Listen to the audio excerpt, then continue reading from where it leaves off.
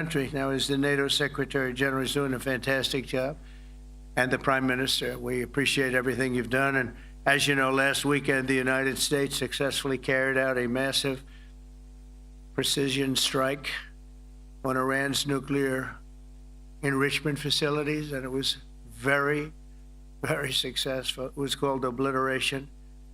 No other military on earth could have done it, and now this incredible exercise of American strength has paved the way for peace with a historic ceasefire agreement late Monday, and we call it the 12-day war. Spoke to a few people. I guess that just sounded like the right name. It was a 12-day war, and we think it's over. I don't think they're going to be going back at each other. I don't think so. Not only have we dealt decisively with the critical threat of Iran's nuclear program, which was what I wanted. I said, Iran cannot have a nuclear weapon. I've said that for 15 years, long before I decided to do the political thing. But we've also reasserted the credibility of American deterrence, which is like no other. The people at NATO said there's never been anything. You know, I rebuilt the entire military during my first term. And we have a great military. We have great generals. Got to know the good ones and the bad ones. We kept the good ones. Over the past 2 days, I was honored to participate in the NATO leaders meeting and also had extremely good individual discussions with the King and the Queen, Secretary General Rutte, and the Prime Minister. Great discussions. Very knowledgeable people. Major focus of our conversations at the summit was the need for other NATO members to take up the burden of the defense of Europe, and that included the financial burden. As you know, it was 2%, and we got it up to 5%. And they said, a couple of them came up to me. One in particular said, "Sir, we've been trying to get it up to 3% for 20 years, and we haven't been able, and you got it up to 5%.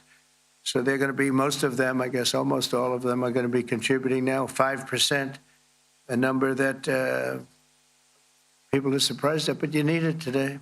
The United States accounts for 2/3 of all NATO defense spending, and since I began pushing for additional commitments in 2017, believe it or not, our allies have increased spending by $700 billion.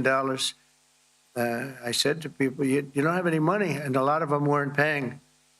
And so I started the process, and I picked it up as soon as I got back, which is 6 months ago. And following my election last November, almost all have accelerated plans to reach the 2%, 3%, 4%, and then ultimately, very quickly, 5%. And all of this is going to be done very quickly, almost immediately. You probably know this as well as I do. I'm sure they've been talking about it. It's really been a big focus. In a very historic milestone this week, the NATO allies committed to dramatically increase their defense spending to that 5% of GDP, something that no one really thought possible. And they said, "You did it, sir, you did it." Well, I don't know if I did it, but I think I did. This will be known as the Hague Defense Commitment, which is pretty good, pretty appropriate. When the allies reach this number, it will add more than $1 trillion a year. Think of that, $1 trillion per year to our common defense. And this is a monument really to victory, but it's a monumental win for the United States, because we were carrying much more than our fair share. It was quite unfair, actually. But this is a big win for Europe and for actually Western civilization. For years, past administrations failed to get most allies to contribute even the 2%. I remember when I came here, we had 4 countries that were up to 2%. And I remember Poland was there. A couple of them were there. And but most of them were. We had 28 at the time. As you know, it's increased a little bit. And they've agreed now to more than double their budgets in all cases. And Europe stepping up to take more responsibility for its security will help prevent future disasters like the horrible situation with Russia and Ukraine. And hopefully we're going to get that solved. Last week, they lost 7,000 soldiers, mostly soldiers, but they're also getting hit in Kiev. They're getting hit in some of the towns also. And that means life. Life is disappearing also in the cities and towns. Should have never happened, would have never happened if I was president. Said it 1,000 times, and it never did happen. It's never even thought about. But it's vital that this additional money be spent on very serious military hardware, not bureaucracy, and hopefully that hardware is going to be made in America because we have the best hardware in the world. You saw that where 14 missiles were shot at us the other day, and they were very nice. They gave us warning. They said, we're going to shoot them. Is 1 o'clock okay? They said, it's fine. And everybody was emptied off the base, so they couldn't get hurt except for the gunners. They call them the gunners. And out of 14 high-end missiles that were shot at the base in Qatar, all 14, as you know, were shot down by our equipment. Amazing stuff. Amazing that they can do. It's like shooting a bullet with a bullet. It's the same thing if you think about it. 14 out of 14, and they weren't even that surprised. I said, do you do that well often? They say, we pretty much do, sir. The Ukraine crisis has also highlighted the urgency of rebuilding our defense industrial base, both in the United States and among the allied nations. We cannot afford to be dependent on foreign adversaries for critical minerals. And as you know, we made a deal with Ukraine to take a vast amount of the land they have for minerals. We need it. And once again, I want to thank all of the people in the Netherlands, incredible people. It's a great place. And all of the NATO allies for the tremendous summit that we just had. A letter just came in, and a statement came in from the Atomic Energy Commission of Israel. And I just wanted, this is an official letter, and they're very serious people, as you know. The devastating U.S. strike on Fordo destroyed the site's critical infrastructure and rendered the enrichment facility totally inoperable. It was devastated. We assess that the American strikes on Iran's nuclear facilities has set back Iran's ability to develop nuclear weapons for many years to come. This achievement can continue indefinitely if Iran does not get access to nuclear material, which it won't. It's so sad that that whole thing had to go. But I just want to thank our pilots. You know, they were maligned and treated very bad, demeaned by fake news CNN, which is back there, believe it or not, wasting time, and nobody's watching them. So they're just wasting a lot of time, wasting my time. And the New York Times, they put out a story that, well, maybe they were hit, but it wasn't bad. Well, it was so bad that they ended the war. It ended the war. Somebody said in a certain way, you know, that it was so devastating, actually. If you look at Hiroshima, if you look at Nagasaki, you know, that ended a war too. This ended a war in a different way, but it was so devastating.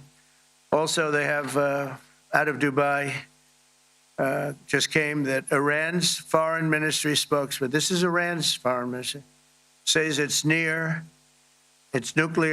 installations were very badly damaged by the American strike. So what bothered me about these reports were fake reports put out by the New York Times, failing, I call it the failing New York Times because it's doing terribly. Without me, it would be doing no business at all. But, and by fake news, CNN and MSDNC, all of these terrible people, you know, they have no credibility. You know, when I started, they were at 94% credibility, the media. Now it's at 16%. And I'm very proud of it because I've exposed it for what it is. But when I saw them starting to question the caliber of the attack, was it bad? Well, it was really bad. It was devastating. They were obliterated. Like you can't get into the tunnels. They just put that over. That just came out. They can't. There's nothing. There's no way you can even get down. The whole thing is collapsed in a disaster. And I think all of the nuclear stuff is down there because it's very hard to remove. And we did it very quickly. When they heard we were coming, it was, you know, you can't move it. Very hard, very dangerous, actually, to move to. And they also knew we were coming, so I don't think too many people want to be down there knowing we're coming with the bunker busters, as we call them. We're the only ones that have them. We have the best equipment, best nuclear equipment, and we have the best equipment in the world. And by the way, we can't forget our submarine, which was out there, submarines, actually, but submarine was out there. We shot 30 rockets into an area, every single one of them. I think it was almost 400 miles away, I think, Pete, right? 400 and long. It was in the ocean, long ways away. And we shot a total of 30. Every single one of them hit within 9 inches from where it was supposed to be. It took out a lot because we didn't do just Fordo. We did 2 others in addition, which hadn't been completely destroyed. So we hit them with a submarine from hundreds of miles away. Amazing, just amazing equipment. Greatest submarines in the world. Nobody's even close. They're 20 years behind us when it comes to submarine technology. So that's one, and the other was from the Atomic Energy Commission, and they have about 3 or 4 of them now coming in from atomic energy commissions from various places. But the one that we have that just came out, we released it a little while ago, was from the Israeli Atomic Energy Commission, but numerous of them are getting to see the site, and the site has been demolished. And again, we had these brave patriots, these incredible flyers, these people that can fly a plane better than anybody can fly a plane, going into very hostile territory, flying into the territory that has got more missiles and things pointed at it. But it was very stealth. They didn't get to see it. It was dark. That's the amazing thing about the shots. They hit the shots perfectly, and yet it was dead dark. There was no moon. There was no light. It was virtually moonless. It was very dark, and the shots were hit perfectly. But when they get demeaned, and they were very upset about it because they knew how strong it would be. Back in Missouri, the pilots flew about 36 hours, 2 ways, far distance, and in those incredible B-2s. And we then had the F-22s, and we had the F-35s, and we had other planes, and we had, I think, a total of 52 tankers. That means the big tankers, because the refueling was a lot for all of the different planes that we sent. Incredible operation. And I have to say, General Raisin Kane was incredible. That's why he beat ISIS, and we beat ISIS in a matter of weeks. I was told it would take 4 to 5 years. We did it in a few weeks. And he was great. That's why he's the head of the Joint Chiefs of Staff right now, because I had a very good experience with him. He knocked out ISIS in a period of literally a few weeks. Amazing. And it was supposed to take a few years, 5 years to be exact. So we had a great victory there, and we then came here, and I think we had a great victory here. But this is an ongoing project. This is the safety of Europe, the safety of the world. And they've raised it from 2% to 5%, something which nobody, and you're talking about over $1 trillion a year. So we're talking about a lot of money coming in from countries that we're not paying nearly enough to be effective. So I have, as you know, Marco Rubio with me, and Pete Hegseth, Secretary of State and Secretary of War. Should we say Secretary? You know, it used to be called Secretary of War. Maybe for a couple of weeks we'll call it that, because we feel like warriors. Used to be called Secretary of War. In fact, if you look at the old building next to the White House, you can see where it used to be Secretary of War. Then we became politically correct, and they called it Secretary of Defense. I don't know, maybe we'll have to start thinking about changing it, but we feel that way. Do we have any questions, please? Wow. That's a lot of questions. Who's a nice person? Oh, you're not a nice person, but I'll let you ask one. Go ahead. What's he going to ask? He is not nice at all. I know him well. Thank you, Mr. President. Yeah. Thank you for taking the time before flying home. You just said you believe the conflict between Israel and Iran is over. What makes you so confident it is?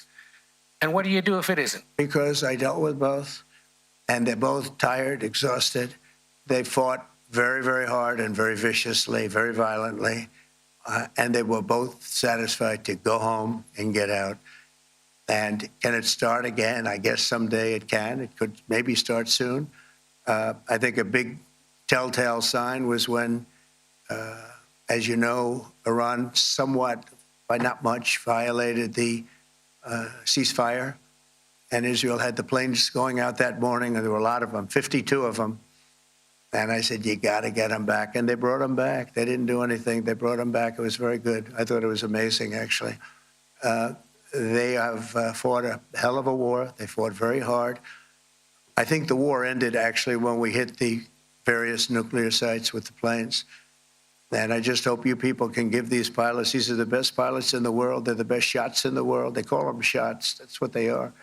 And wait a minute. And I just hope you can give them the respect they deserve, because they came home to fake news. And like, oh, gee, there was hardly any damage. The things are decimated. So, but I think, no, I think they're very much finished. I think Israel's going to get back to doing what they do. And I think that Iran's going to get back. You know, Iran has a huge advantage. They have great oil, and they can do things. I don't see them getting back involved in the nuclear business anymore. I think they've had it. They've been at it for 20 years, and I don't see that happening either. Now, if it does, we're always there. It won't be me. It'll be somebody else, but we're there. We'll have to do something about it. Yes, please, go ahead. Go ahead. Oh, fake news, CNN? I'll hold it. Oh, yeah, here we go. Wait till you hear this question. Thank you, sir. You should really say how great our soldiers and our warriors are. I think everyone appreciates our soldiers and our warriors. I do have two questions for you, Mr. President. You just cited Israeli intelligence on these attacks. Earlier, you said U.S. intelligence was inconclusive. Are you relying on Israeli intelligence for your assessment of the impact of the strikes? No, this is also, Iran made the statement, and it's also, if you read the document that was given, that Pete can talk about if you'd like, the document said it could be very severe damage, but they didn't take that. They said it could be limited or it could be very severe. They really didn't know, other than to say it could be limited or it could be very, very severe. And you didn't choose to put that because it was very early after. Since then, we've collected additional intelligence. We've also spoken to people who have seen the site, and the site is obliterated. And we think everything nuclear is down there. They didn't take it out. Okay, question? Please, go ahead. Go ahead. Yeah, blue dress. Thank you so much, Mr. President. Yesterday, you said China can now continue to purchase oil from Iran. Yeah. Are you giving up on your maximum pressure campaign? Because there are sanctions right now. With who? On Iran. No, look, they just had a war. The war was fought. They fought it bravely. I'm not giving up. They're in the oil business. I mean, I could stop it if I wanted. I could sell China the oil myself. I don't want to do that. They're going to need money to put that country back into shape. We want to see that happen. Would it? No. If they're going to sell oil, they're going to sell oil. We're not taking over the oil. We could have, you know. I used to say with Iraq, keep the oil. I could say it here, too. We could have kept the oil. No, China is going to want to buy oil. They can buy it from us. They can buy it from other people.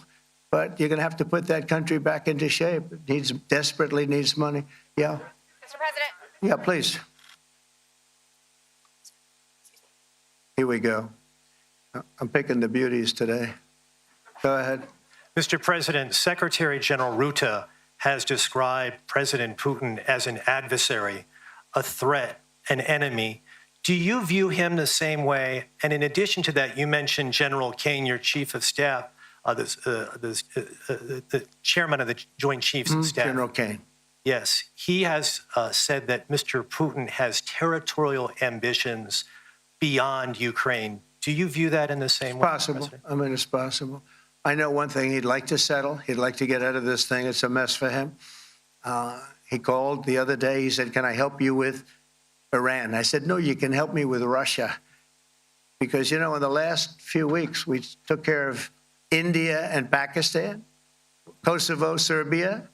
I think on Friday we have coming in, the Congo is coming in, and Rwanda is coming in. That was a vicious war that went on, a machete war, heads chopped off all over Africa. They're coming in. We did two others in addition to that. Nobody's ever done anything like this.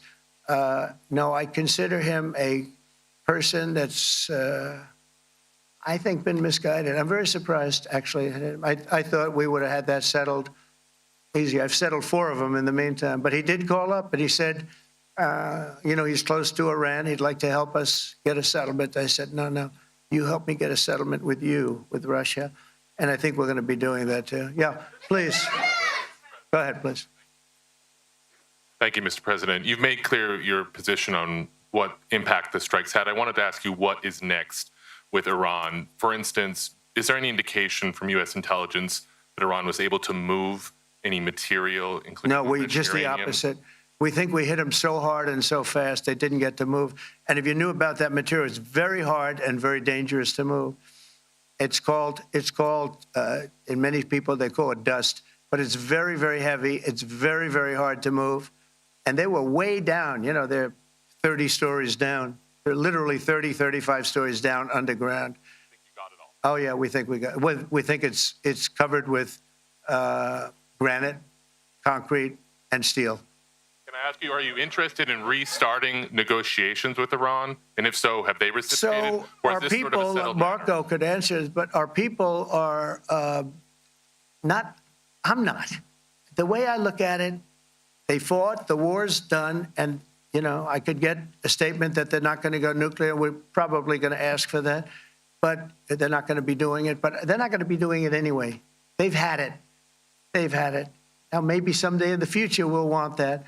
But I've asked Marco, do you want to draw, I just asked him the question as we were walking on the stage, do you want to draw up a little agreement for them to sign? Because I think we can get them to sign it. I don't think it's necessary. Marco, do you want to talk about that, please? Mr. President, I think President Trump has shown a willingness to meet and talk to anybody in the world who's interested in peace. I don't know of any president that's been as willing as he has to meet with anyone and talk about peace. We'd love to have peaceful relations with any country in the world. And so obviously that'll depend on Iran's willingness not just to engage in peace, but to negotiate directly with the United States, not through some third country or fourth country process. But I know of no president, probably in our modern history, that's sought peace more than President Trump has. Sounds like the door is open, but you're in no rush. Is that right? Sounds like the door is open, but I'll tell you what, look, we're going to talk to them next week with Iran. We may sign an agreement. I don't know. To me, I don't think it's that necessary. I mean, they had a war, they fought. Now they're going back to their world. I don't care if I have an agreement or not. The only thing we'd be asking for is what we were asking for before about we want no nuclear, but we destroyed the nuclear. In other words, it's destroyed. I said, Iran will not have nuclear. Well, we blew it up. It's blown up to kingdom come. And so I don't feel very strongly about it. If we got a document, wouldn't be bad. We're going to meet with them, actually. We're going to meet with them. Yeah, go ahead, please. Yes. Mr. President, Netherlands TV, thank you for visiting our country. Good. As I Thank you. understood, I, of course, would like to know how you slept last night at the House of the King. Oh, I slept beautifully. But probably a more serious question. I think you just had a meeting with President Zelensky. Did you discuss any ceasefire in this Russo-Ukrainian war? No, I wanted to know how he's doing. He was very nice, actually. You know, we had little rough times sometimes. He was couldn't have been nicer. I think he'd like to see an end to this. I do. I think what I took from the meeting couldn't have been nicer, actually. But I took from the meeting that he'd like to see it end. I think it's a great time to end it. I'm going to speak to Vladimir Putin, see if we can get it ended. But look, these are brave people. They're fighting these wars all over the place. You know, last week they had, I guess, I told you, close to 7,000 young soldiers, Russian and Ukrainian soldiers were killed, 7,000 in 1 week. It's crazy. It's crazy. So I'll be speaking to Putin. No, I had a good meeting with Zelensky. And I had a lot of good meetings. We had a lot of good meetings with a lot of people, a lot of great leaders. But he's fighting a brave battle. It's a tough battle. Yeah. Go ahead, white dress. Thank you. Ida Hallikainen from Finland, Ilta-Sanomat. Good. You have played golf with President Alexander Stubb. How do you see Finland as a NATO ally and partner, and how would you describe your relationship with our president? Well, he's a very good golfer, okay? In fact, he was on his college golf team. He went to a good college in the South, as you know, a very good college, and he was a good golfer. We had a good time. I think my relationship's great. I want to buy icebreakers. You know, you're very good at icebreakers. And I actually made him an offer. I didn't go to Congress. They'll try and impeach me for this. But there's an old, it's not old, it's fairly new, but it's used icebreaker. And I offered him about 1/3 of what he asked for. but we're negotiating. We need icebreakers in the U.S., and if we can get some inexpensively, I'd like to do that. Actually, they'll fix it up, make it good. Also, we may buy some icebreakers. You know that you're the king of icebreakers, that particular country. They make them good. They make them really good, and they know what they're doing. And so we're negotiating with them for about 15 different icebreakers, but one of them is available now. It's old, and it's, old. It's like 5-6 years old, and we're trying to buy it. I'm trying to make a good deal. It's all I do my whole life. My whole life, that's all I do is make deals. Yeah, please. President. Go ahead. Sir, go ahead. Yeah, a question for NewsHour, Dutch TV. First of all, on Article 5, on your way here, you spoke about the commitment of the U.S. to Article 5, saying, I'll give you my definition once we're here. What is your definition, and may the U.S. commitment to Article 5 change in case some of the NATO members do not reach the threshold that was discussed today?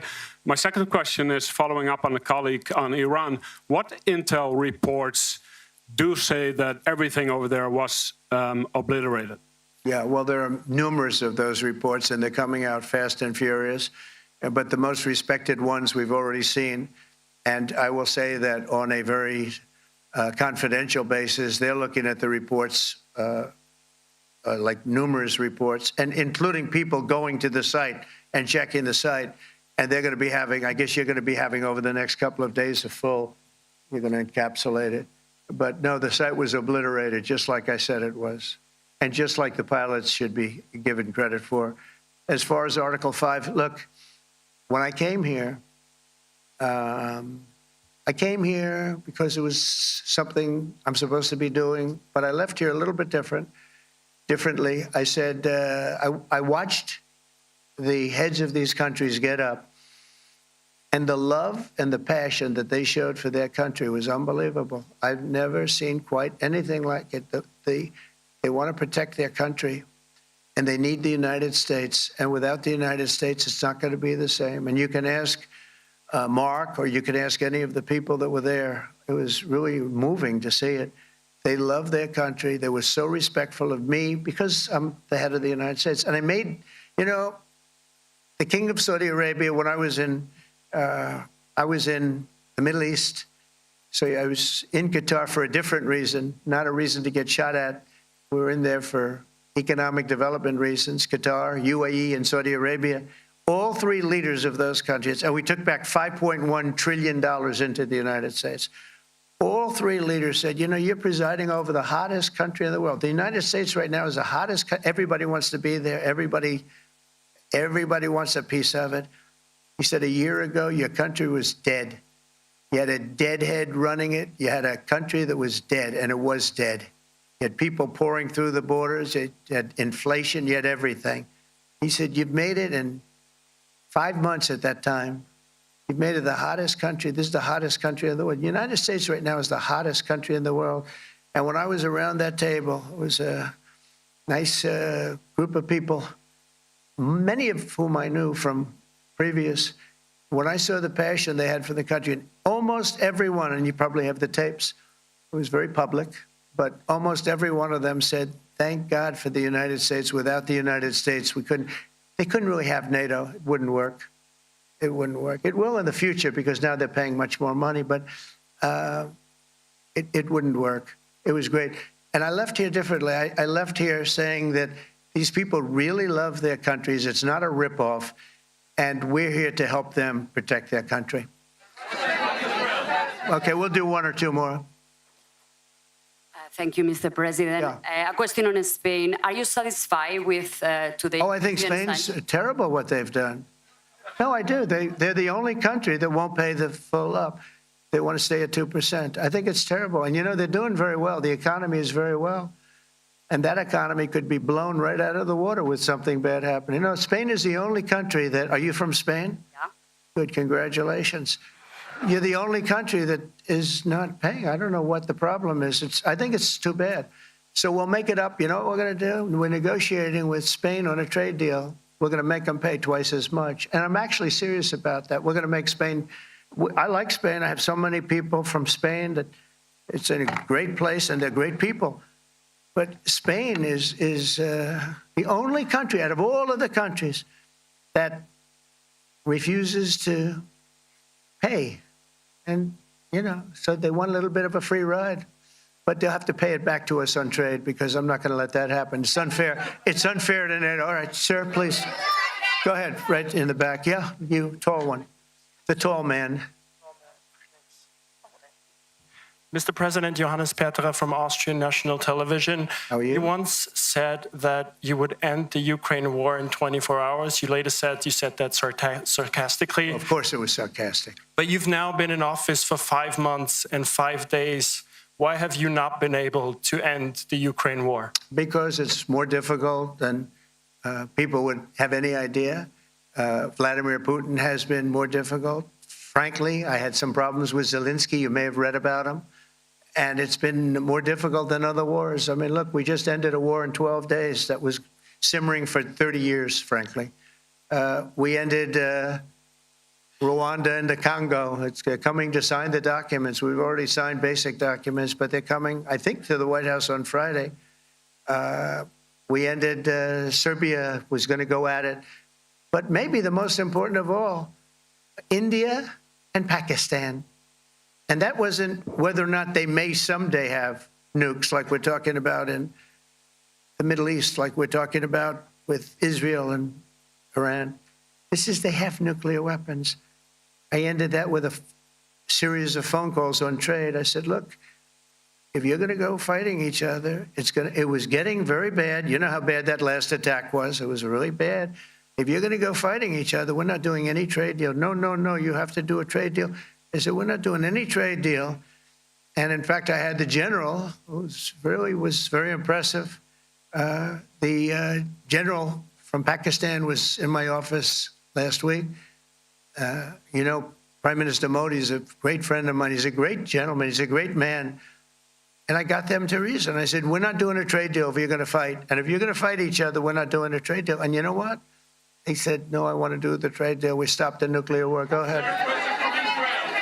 Go ahead, Jeff. Here's another beauty, Jeff. He's a beauty, all right. Go ahead. Mr. President, to follow up on Ukraine, will the United States contribute any more money to Ukraine's defense this year to the $5 billion that allies are giving? And one question, you had another meeting with the Dutch opposition leader, Mr. Wilders. Can you tell us about that meeting? And are you upset about his anti-Muslim stance? I'm not upset about it. It's just his view. He's unhappy with the way things are going in this country and various countries. He was an opposition leader. And I was asked to meet with the opposition leader by the people that are running. I think they have some deal where if you have a meeting, you're supposed to meet with an opposition leader. I said, that's strange. We don't do that. But I met with I didn't know him. He seemed like a very nice guy, but he's in opposition to the current people, and that was set up by the current people. So I assume when I met with the prime minister, you're supposed to meet with the opposition. We'll have to try that sometime in our country. Let's not do it. But I thought he was very good. As far as money going, we'll see what happens. There's a lot of spirit. Look, Vladimir Putin really has to end that war. People are dying at levels that people haven't seen before for a long time. Go ahead. Go ahead. White shirt. Oh, she's all excited. Okay. So, BBC News Ukrainian. I would Where are like you to from? ask you. I'm from Ukraine. Oh. So my question to you is whether or not the U.S. is ready to sell anti-air missile systems Patriot to Ukraine. We know that Russia has been pounding Ukraine really heavily right now. Are you living yourself now in Ukraine? My husband is there. Wow. And I can see you're it's amazing. And me with the kids, I'm in Warsaw actually, because he wanted me to be. Is your husband a soldier? No? He's there now? Yeah. Wow. That's rough stuff, right? That's tough. And you're living here? In Warsaw. And you're a reporter? I am. Good. So let me just tell you, they do want to have the missiles, okay, as they call them, the Patriots. And we're going to see if we can make some available. They're very hard to get. We need them too. We were supplying them to Israel.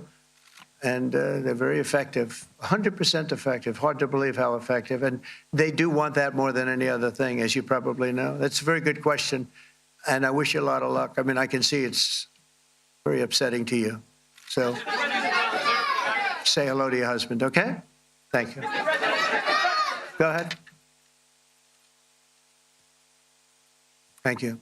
Thank you, Mr. President. You were criticizing Where are you from? Bloomberg News. Oh, Bloomberg. That's wonderful.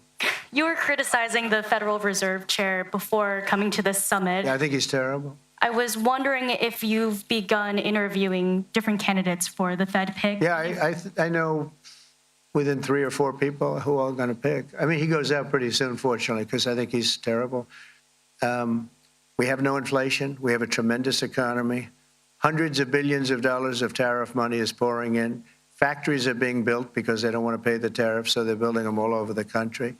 I think we're close to $15 trillion. I told you 5.1 trillion from the Middle East alone, but of investment money coming in. There's never been anything like that in the history of our country. But we have no inflation. And we have borrowing because Biden, stupidly, they did short-term debt. So we have borrowing coming up.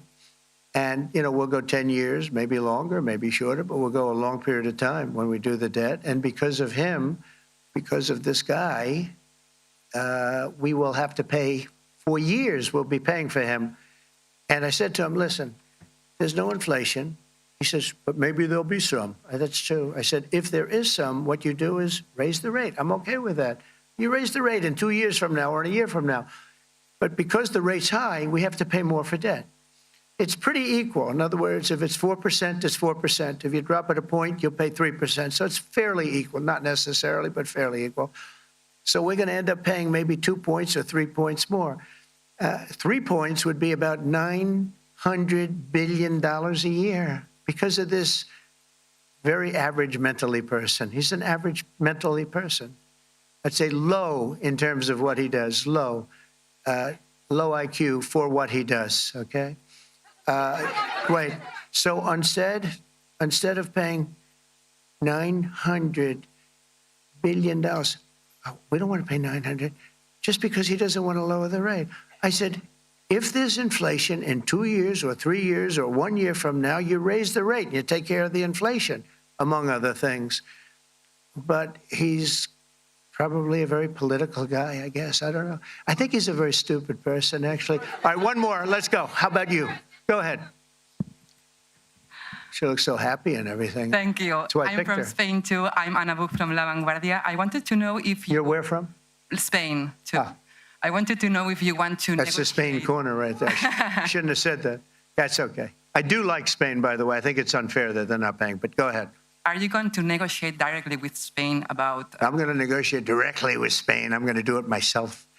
They're going to pay. They'll pay more money this way. You should tell them to go back and pay. You're a reporter? Tell them to go back. They ought to join all of those countries that are paying 5%. Spain's going to be just about the only one that's not. They were the most hostile toward doing it. It just doesn't make sense to me. Okay. All right, Kelly, go ahead. Here we go. Here's another one. Hello, sir. Thank you very We got them all today. Okay. So, Mr. President, you talked about expecting some on-the-ground assessments at Fordo and other sites. Now here- Is that here again. Israeli and U.S.? It's been obliterated, Kelly. It's been What is your message then, sir, to the intelligence community when they present reports? You're not disputing the DIA report. You're just... They presented a exists. report that wasn't finished. We're talking about something that took place 3 days ago. I understand that's The an report was initial done assessment. So 2 what days is ago. your... Wait a minute. Yes. They didn't see it. All they can do is take a guess. Now, if you take a look at the pictures, if you take a look how it's all blackened, you know the fire and brimstone is all underground because it's granite and it's all underground. You don't show it. But even there, with all of that being said, the whole area for 75 yards around the hole where it hit is black with fire. The group that's run by this gentleman, in fact, you may want to talk about it for a second because we're going to issue a report. And I think it's not even a very exciting report at this point. It's been obliterated, totally obliterated. And they did a report, but it was like if you look at the dates, it's just a few days after it Understood, happened. sir. So they didn't see it. They said it may be very severe. Go Understood. ahead. Do you have a message for the intelligence community, though, in terms of unvarnished information getting to you, that it's not I don't just- really have a message. I would say issue the report when you know what happened. I wouldn't say that it could be severe or maybe not. They use the word severe. It could be severe or maybe it's not.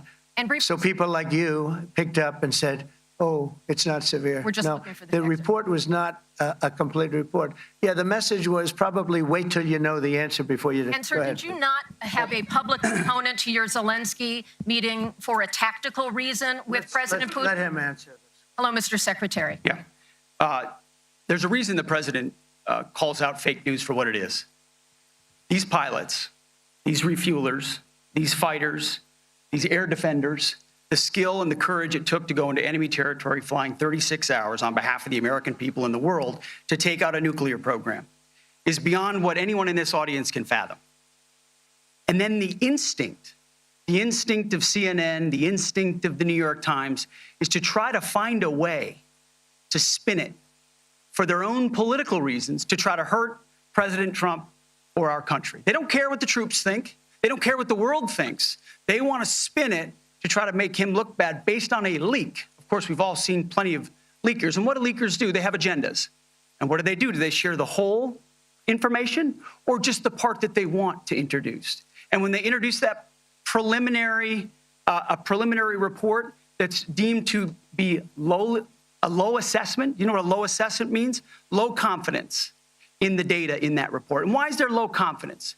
Because all of the evidence of what was just bombed by 12 30,000-pound bombs is buried under a mountain, devastated and obliterated. So if you want to make an assessment of what happened at Fordo, you better get a big shovel and go really deep, because Iran's nuclear program is obliterated. And somebody somewhere is trying to leak something to say, oh, with low confidence, we think maybe it's moderate. Those that dropped the bombs precisely in the right place know exactly what happened when that exploded. And you know who else knows? Iran. That's why they came to the table right away, because their nuclear capabilities have been set back beyond what they thought were possible because of the courage of a commander-in-chief who led our troops, despite what the fake news wants to say. But you're not disputing the report said what it said, even though it was initial. The report said what it said, and it was fine. It was severe, they think, but they had no idea. They shouldn't have issued a report until they did, but we've gotten the information. I think Pete said it better than you can say it.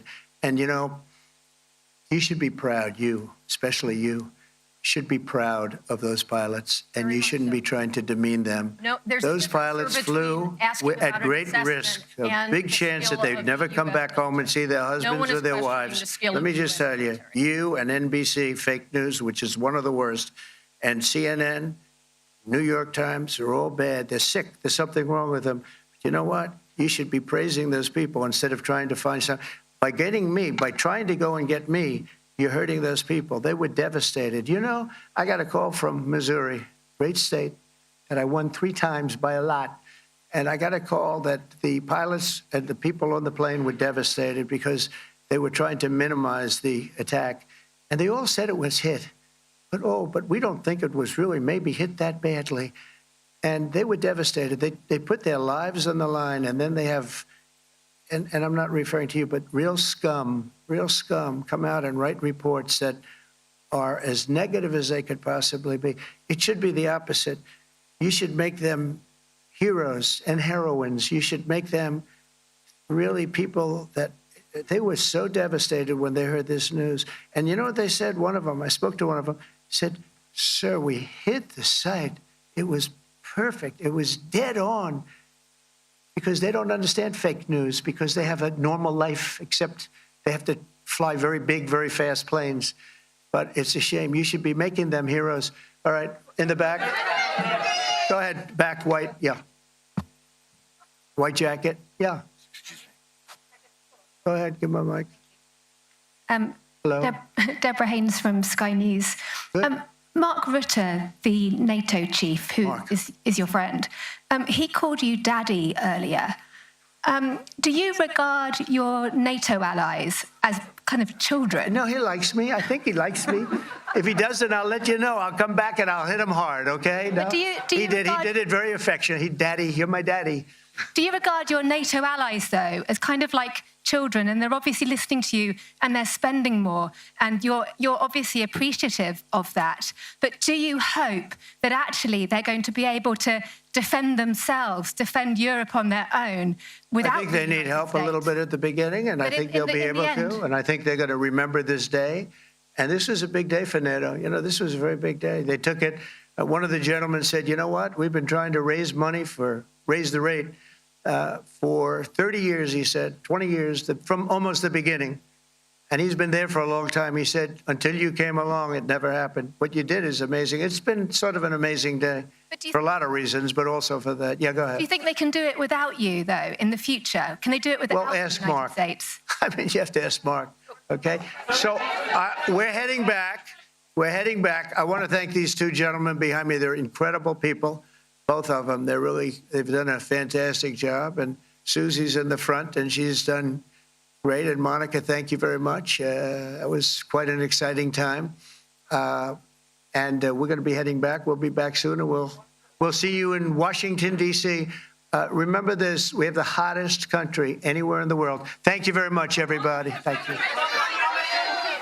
President Trump winding up his nearly 45-minute press conference there with a little sales pitch for the United States. It was, as these are often the case, a very wide-ranging press conference. We'll start at the top with a series of exchanges about the evaluation of the attack on Iran's nuclear program. The president says it was obliterated. His Secretary of Defense also stepped to the microphone to make that case, also framing any questions about the validity of the report and or the success of the bombing, saying it was offensive to the men and women who carried out the mission.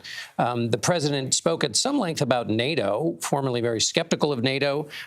He now says the members, they really love their country. It's not a ripoff, referring to NATO, which has increased, most of the countries in NATO have increased their GDP share of donations to 5%, which the president has been asking for. He is now quite a booster of NATO and its mission. He mentioned he has a meeting coming up with Iran and also took credit for ending hostilities in India and Pakistan. Notably, on the Ukraine war, he says Putin has to end that war. This is a change for the president, who at one point suggested that Ukraine had started the war, had invited the invasion.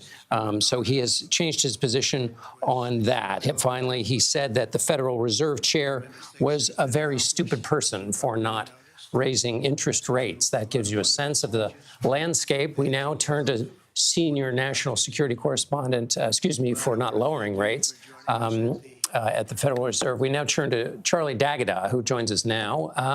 So, Charlie, what did you take away from, let's start with Iran, the president's discussion of the preliminary assessment.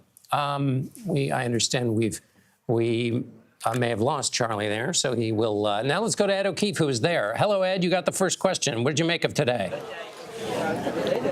John, classic of the genre, if you will, this news conference. A few things stick out. First of all, and this is what we asked about, he's confident that Israel and Iran are not going to go after each other again. They may ultimately end up in negotiations over some kind of extended ceasefire. He suggested the U.S. is going to engage with Iran at some point in the next week or so, but ultimately, to him, it doesn't matter. So you can see him already trying to downplay the situation. Once again, defended the military operation there, particularly taking out the Fordow nuclear plant, and once again raising concerns about the intelligence community's work. That was a hallmark of his first administration, and it seems to be happening again. The Defense Intelligence Agency was the one, CBS News and others have reported, that suggested in an initial assessment that it may have set back the Iranian nuclear program by just mere months and not completely, as the president puts it, obliterated the program. He's here for the NATO summit on a day, John, when he's achieving a significant accomplishment, something he, as he's mentioned, has talked about for 18 to 10 years. And that is the idea that other member nations needed to up their spending to start matching the GDP levels of the United States. And so ultimately now the goal is to have everyone spend about 5% of their GDP in the next 10 years on a combination of troops and tanks and weaponry, but also the roads and bridges and seaports needed. The U.S. essentially meets that. Poland meets that. Very few others, including, as he mentioned, Spain, do. And so now they're going to start increasing that. So it's a big accomplishment for him, and it's part of why there were questions about the NATO Secretary General and the comments he made earlier today. It was in reference to the Israel and Iran conflict that the president said they're fighting like children. And then Rutte turned to him and said, yes, you know, Daddy is obviously trying to make sure that they stop fighting. But the Secretary General and many other NATO member leaders have been quite flattering, quite complimentary of Trump as the alliance has now achieved this 5% spending goal. He can legitimately go home and say, I got NATO to do something I've wanted them to do. And as he said, it's going to lead to vast increases in defense spending, which ultimately results in vast spending in the American economy and the defense sector that will ultimately build a lot of that for Europe. And Ed, as a student of the president, what was your assessment of the president's new tone based on the favorable reception he received? And as you said, NATO countries now contributing more than they did before. Assess his opinion now about NATO relative to where it might have been, say, in the past. It was interesting. He's clearly engaged in the continent and the issues here. He had his meeting with President Zelensky, for example, and suggested, yeah, we might end up selling them or giving them anti-missile weaponry that we also need, that Israel also needs. But it's clear he's engaged. And interestingly, before the president came out, the Secretary General was here in the same room talking to reporters and said, all of you here in Europe need to stop worrying and stop asking about whether the United States is engaged and whether it would fulfill its Article 5 obligations, the idea that an attack on one member is an attack on everyone. The United States is here. It's doing it. It's not going anywhere. They named a new Supreme Allied Commander from the United States just in recent days as well, which was another signal that the U.S. isn't packing up and leaving. And so by hearing him engaged today, getting a chance to stay at the palace of the King and Queen here in the Netherlands, all that flattery helps. But it's clear he's engaged in it, he understands, and he appreciates, yes, that they're following up on something he's wanted them to do for quite a while. When he was asked about whether Article 5 is how he would define Article 5, I did not hear him actually say how he would define it, but it led him to say, as I read earlier in reference to NATO, they really love their country. He was talking about the individual members, and then saying NATO is not a ripoff. Previously, he had said it was a ripoff, which many observers saw as a way to delegitimize the security organization. Ed O'Keefe, thank you. I want to check in now with senior national security correspondent Charlie D'Agata. Charlie, President Trump talked about the nuclear enrichment site at Fordo, says it was obliterated. What are you hearing at the Pentagon? Well, you know, competing claims this morning. There's a lot to unpack there. The president, as you heard, doubling down, insisting that Iran's nuclear program has been completely obliterated. The defense secretary saying that as well. But I want to read you a statement we got from the Defense Intelligence Agency. This is what all those reports are based on. And this is the Pentagon's own intelligence agency. They came out with this statement saying this is a preliminary low-confidence assessment, not a final conclusion. We will continue to be refined as additional intelligence becomes available. We still have not been able to review the actual physical sites themselves, which will give us the best indication. It goes on to say we are working with the FBI and other authorities to investigate the unauthorized disclosure of this classified information. So again, this comes from the Pentagon's own Defense Intelligence Agency and Central Command saying, from what we have learned, it probably set it back a few months, that the infrastructure remains largely intact. And once electricity and water is restored, they will be able to resume that. Iran was able to relocate highly enriched uranium stocks before the strikes occurred. Iran, as you heard, concedes that their sites have been badly damaged, but that's as far as it goes. Israel's atomic agency said that there was, between the Israeli strikes and the American strikes, it set back Iran's nuclear program for a number of years. So that's where we stand this morning. Charlie, the president and the Secretary of Defense characterized any interest in getting an accurate after-action report information out to the public as being kind of anti-patriotic exercise. Does anybody in the Pentagon see it that way in the building? Nobody that I've spoken to, because I think we have to take it in two different directions. First of all, was this mission properly executed? And nobody's arguing that it was not. It took an extreme amount of synchronization, the best weaponry that the United States has, and those B-2 bombers, the F-22s, the F-35s. So as a mission, it was executed, well executed. Was it a mission that accomplished its goals? That is what we're trying to figure out here. So that's where, even here at the Pentagon, they have a job to do, and that job is to get to that target, drop those bombs, and then assess what happens after, right? The battle damage assessment. And that's where we are right now. So as a mission, it couldn't have been better executed. Did it do the job it was supposed to? We don't know yet. Standard operating procedure to figure out if you were successful in what you did. Very quickly, Charlie, help people understand why this matters. Why does it matter whether they were successful in terms of the other things that are now in play in this diplomatic negotiation as the president is trying to keep peace here between these two countries? Well, John, this is supposed to be a knockout blow. The Israelis had already been fighting with Iran ostensibly over this nuclear program to stop the Iranians from assessing a nuclear bomb. They just didn't have the equipment, the weaponry to get anywhere close to Fordo or the other nuclear sites. Only the United States has the B-2 to carry those massive bombs, and only the United States has those bombs to do the job. What we don't know yet is if it did do the job. So this was supposed to be the knockout blow to take out Iran's supposed nuclear weapons aims. And if that hasn't done the job, well, we don't know where we are now. Right. Charlie Daggett at the Pentagon. Thank you so much, Charlie. Senior foreign correspondent Holly Williams is in Erbil, Iraq. Holly, ceasefire seems to be holding. What do you do? Well, first of all, any reaction to the president's press conference? But as the ceasefire fibrillates here in this stage, what are the next steps to maybe make it lock in place?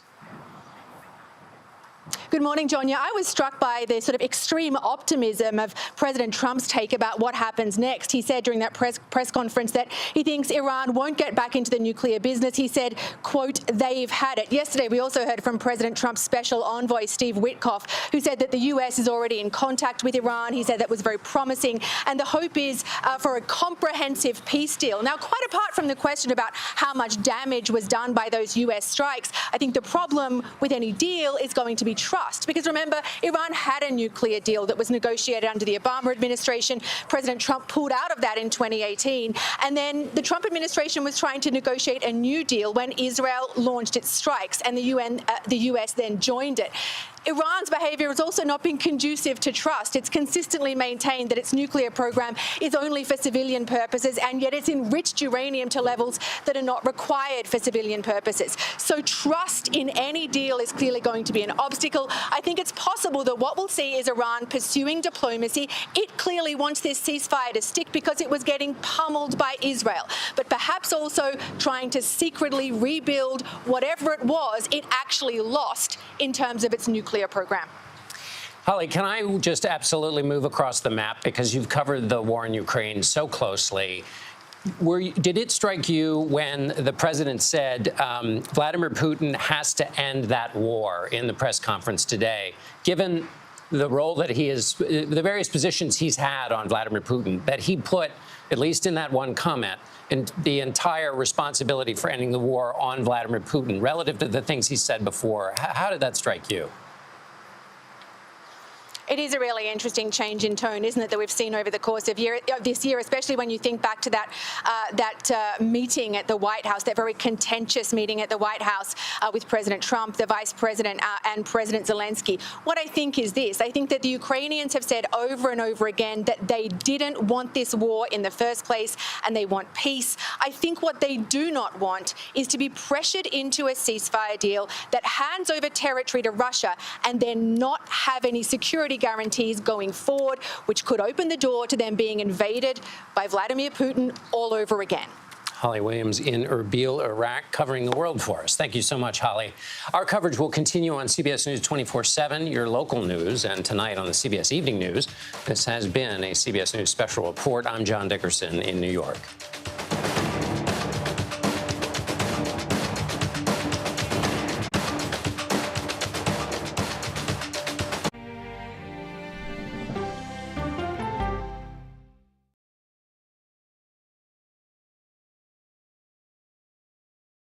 What happens when you get conversation over conflict? Anyone that doesn't agree women should be in the submarine force has to ask themselves why they would think about that. I think they've taught me to have grace and compassion. When we follow the human side of the headline. Life is a little bit different now. It's going to take a while to get used to.